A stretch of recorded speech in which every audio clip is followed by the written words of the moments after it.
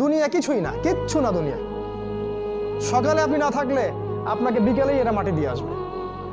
চোখ বন্ধ করে চিন্তা করবেন, রাত্রেবেলা আপনি পৃথিবীতে নাই, আপনার স্ত্রী, আপনার সন্তান, আপনার প্রতিষ্ঠান, আপনার সংগঠন, আপনার সব কিছু কি থেমে আছে না চলছে?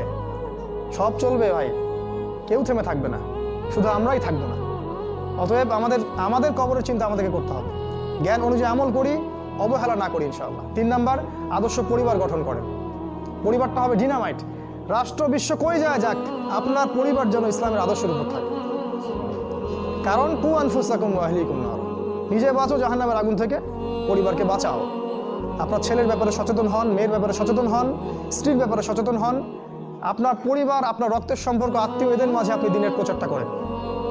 কোথায় কে জাহান্নামে যায় যাক, ওটার পরের চিন্তা আপনার, ওটা চিন্তা আপনার করতে হবে না এখন। আপনি আপনার পরিবারের দিকে ফোকাস করুন। যদি আপনি পরিবারকে ইসলাম